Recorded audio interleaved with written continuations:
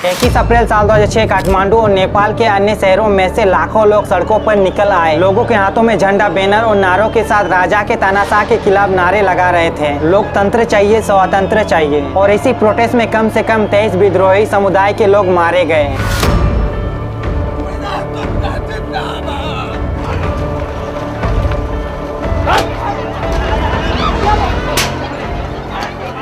और अब ठीक 17 सालों के बाद सेम सिचुएशन क्रिएट हो चुका है।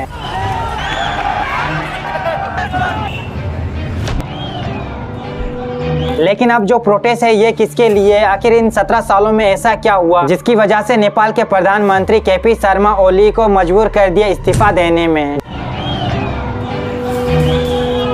जबकि यह प्रोटेस्ट इतना ज्यादा बढ़ गया है कि प्रधानमंत्री के घर तक को जला दी गई। यहाँ तक कि पार्लियामेंट भी आग से झुलस गई और फाइनेंस मिनिस्टर को तो दौड़ा दौड़ा कर सड़कों पर मारा गया प्रोटेस्टर के द्वारा। ऐसे में सवाल उठता है कि क्या कारण है इस गुस्से के पीछे, और आखिर 17 सालों में ऐसा क्या हुआ जिसकी वजह से ये सारे लोग आग बबूला हो गए? दरअसल इसका कोई एक रीजन नहीं है बल्कि बहुत सारे रीजन है। तो चलिए इस वीडियो में समझने की कोशिश करते हैं।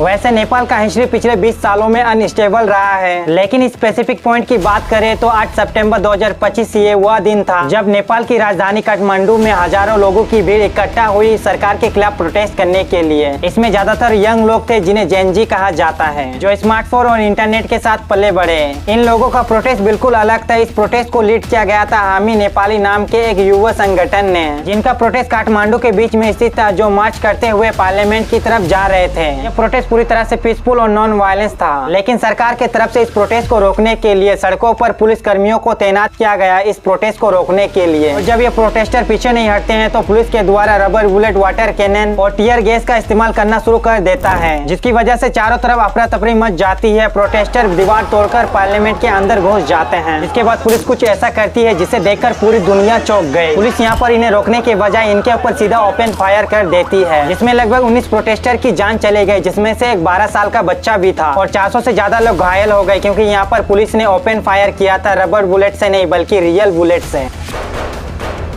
और यह खबर काठमांडू के आसपास आग की तरह फैलनी शुरू हो गई, जिसके बाद बहुत से प्रोटेस्टर घरों से बाहर निकलकर इन यंग प्रोटेस्टर के साथ जुड़कर सड़क पर आ जाते हैं। इस पॉइंट ऑफ टाइम तक यह प्रोटेस्ट बहुत ज्यादा बड़ा और वायलेंस हो गया था। सोचो दोस्तों, एक छोटा सा प्रोटेस्ट जो कि सोशल मीडिया बैन को लेकर था, जो इतना ज्यादा बढ़ गया कि सरकार को जमीन पर ला दी। इन प्रोटेस्टर का कहना था कि सोशल मीडिया और इंटरनेट पर बैन लगाने का मतलब है उनकी आवाज को दबाना, जो की आर्थिक स्थिति से जूझ रहे। इस बैन से नेपाल में ऑनलाइन जॉब और डिजिटल बिजनेस को भी काफी ज्यादा प्रभावित हो रहा था।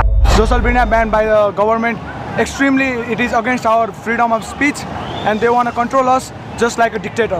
और ऊपर से महंगाई, बेरोजगारी और अस्थिरता पहले से ही जनता को काफी ज्यादा नाराज किए हुए थे। और इसी बीच जब सरकार ने एक नया कानून लागू किया तो जनता का गुस्सा फूट पड़ा। देखते ही देखते यह प्रोटेस्ट पूरे शहर में फैल जाता है। दरअसल इस बिल के तहत सरकार को पावर मिली थी कि सोशल मीडिया प्लेटफॉर्म और ऑनलाइन कंटेंट को सख्ती से कंट्रोल कर सके। कई एक्टिविस्ट और पत्रकारों का कहना था कि यह बिल फ्रीडम ऑफ स्पीच पर सीधा हमला है। वहीं सरकार की तरफ से कहा गया था कि fake news, head speech, fraud और बाकी क्राइम को रोकने के लिए ऐसा करना जरूरी है, इसीलिए हम ऐसा कर रहे हैं। लेकिन यहाँ पर जनता का मानना है कि यह कदम सरकार की आलोचना को दबाने के लिए उठाया गया है, क्योंकि सोशल मीडिया पर हाल ही में बहुत सारे वीडियो वायरल हो रहे थे जो सरकार में नेपोटिज्म और करप्शन को एक्सपोज कर रहे थे। सरकारी मंत्रियों के नेपोकिट और उनके लग्जरी लाइफ स्टाइल को एक्सपोज किया जा रहा था, जबकि यहाँ पर नेपाल के कॉमन लोगों को जॉब तक नहीं मिल रही थी। यहाँ पर आप सोच कर देखो दोस्तों, इनक्वालिटी, अनएम्प्लॉयमेंट, करप्शन और नेपोटिज्म के बीच सरकार अचानक से सोशल मीडिया ऐप पर बैन लगा दे। लोगों के अंदर गुस्सा तो पहले से ही था, लेकिन इस बिल पास होने के बाद लोगों की गुस्सा टिपिंग पॉइंट पर आ गई। और जब इस बिल के बारे में सभी लोगों को पता चला तो ये पूरी तरह से एक्सप्लोड हो गया। और ये वही पॉइंट है जिसकी वजह से नेपाल गवर्नमेंट को घुटने के बल झुकना पड़ा। और इसी वजह से देखा गया है कि यहाँ पर प्रोटेस्टर बड़े बड़े घरों या फिर बिल्डिंगों को आग से जला दिया गया, जिसकी वजह से यहाँ के पीएम हेलीकॉप्टर की वजह से दूसरी जगह भाग गए और फाइनली कुछ ही दिनों के भीतर ही अपना इस्तीफा दे दिया।